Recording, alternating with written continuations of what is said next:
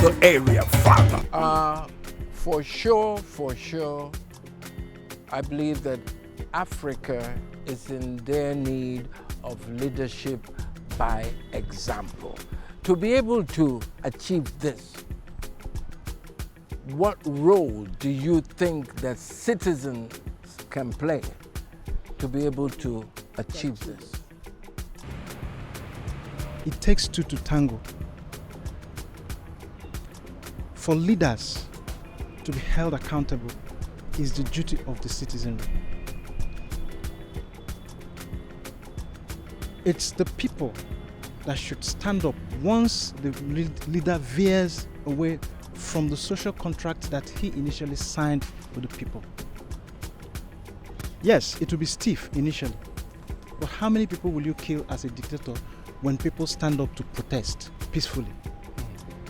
Few lives will be taken here and there, but in doing that, remember that other people are watching.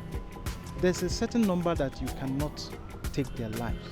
When the people insist, few lives are taken, and they persist, the person will give in to the demands of the people. Look at what happened in Sri Lanka not quite long ago. The citizenry took the responsibility of going to the presidential villa to oust the president.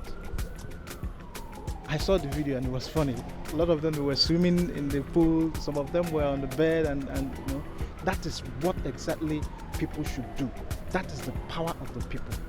The power belongs to the people, and once people understand this, they can go against any odd and get these people to be accountable to the masses. Example, leadership by example. For you to know what you want, you have to know what you don't want. And I think we have all agreed that leadership in Africa today cannot be called leadership that suggests that they will give examples to the citizens. So we have to start looking at the kind of leadership that will inspire confidence and set examples for the citizens. Quickly again, I want to also make reference to another African country, the nation called Rwanda.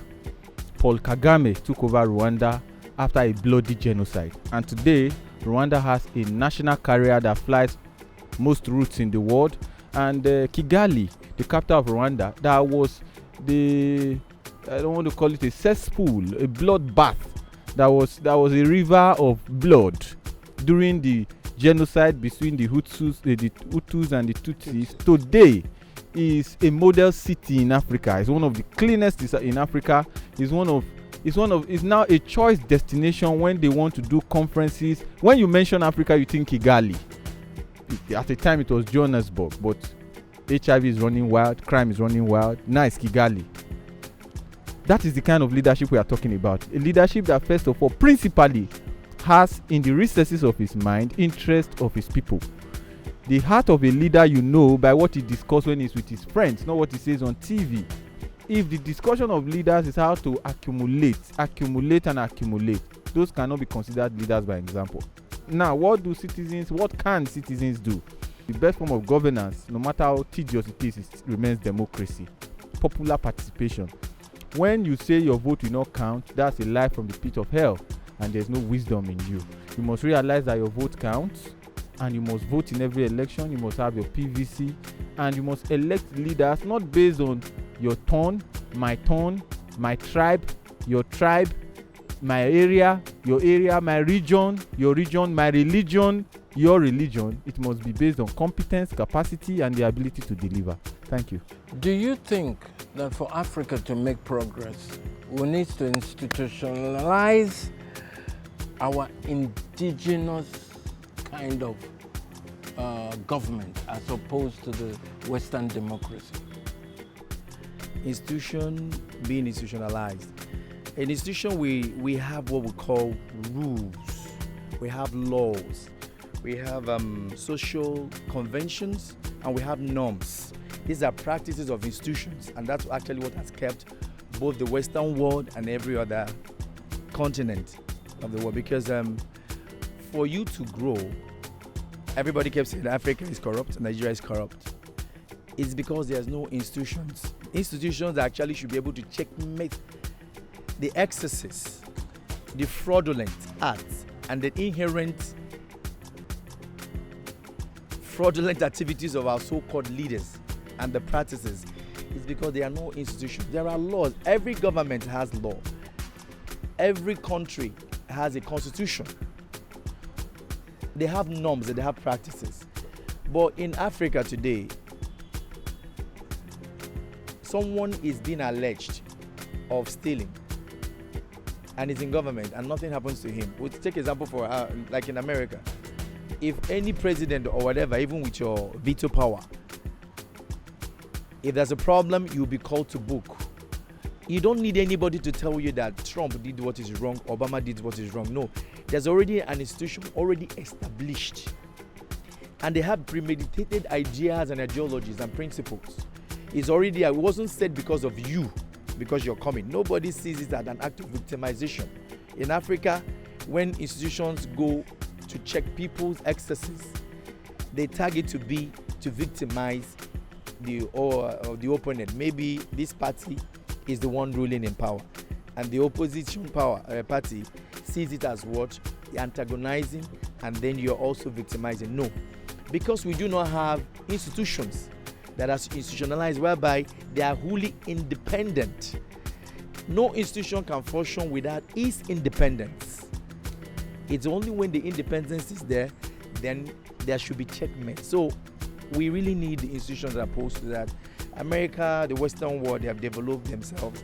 They have rules, they have laws, they have norms, they follow it.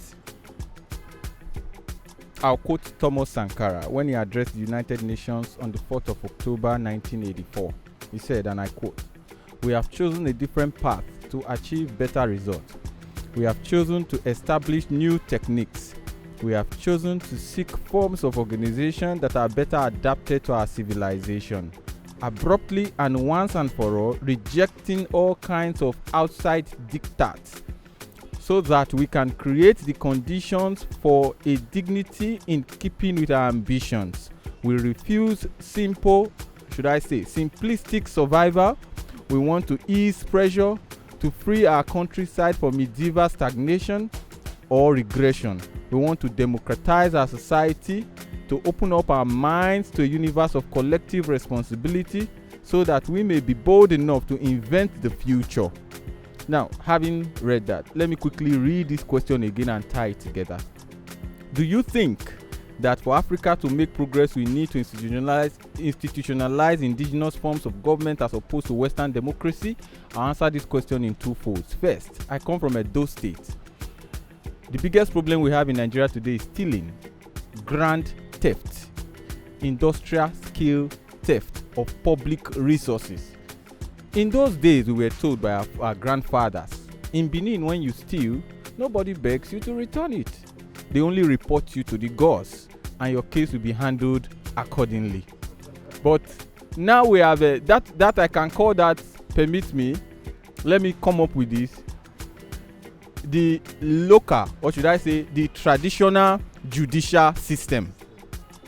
What we have now is the Western judicial system, where people wear white collars, tell a number of lies, smooth talk, and you get out of any case you might be in. If you were in Benin, where I come from, you'll be reported to the gods if it was 200-300 years ago.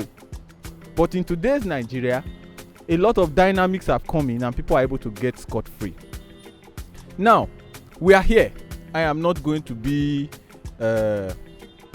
I'm a realist. I'm not just going to talk what should be ideal, but we must look at what is now on ground. What is on ground today is that we have the Western style democracy. Question is, how do we adapt this system of government so that it suits our African leanings, so that the kind of fear that people have in stealing public resources in the past, I can imagine now, because the resources are in the trust of the president. Imagine the resources in the trust of the Oba of Benin, and as he was then the president of the Edo Kingdom, and you go and steal it. The case will be between you and your gods. But now you steal from President Buhari, who is supposed to be in charge. You steal from President Jonathan, and sometimes they even steal from themselves. It's a big problem. Now we must adopt our democracy to fit into our African leaning. By so doing, we must start with devolution of power. Power must go down to the sub-regions. We have very ugly people again in the sub-region, which are the governors.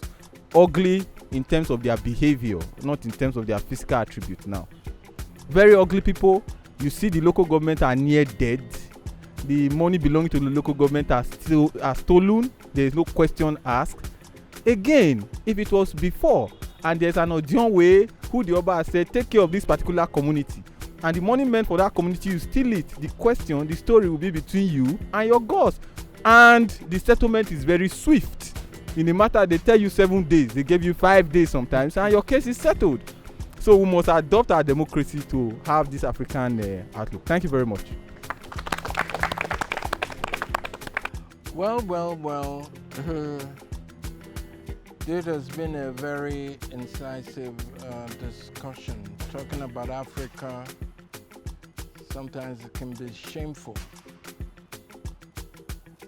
There's no gainsaying that Africa is still lacking in leadership who are capable of meeting their complex challenges, okay, while serving as an inspiration to young people. Similarly, citizens of African countries have assumed a docile, which won't concern me kind of attitude to engaging government and holding government accountable. This cannot be the way to go. Citizens must wake up to the powers that they do have to begin to influence and steer the leadership of African countries in the direction they want. Okay? And this is up to the African youths. I know it will be a long and painful process, but this is what is needed right now. This is the area, Father. Yes, on the street, because this is street, yeah.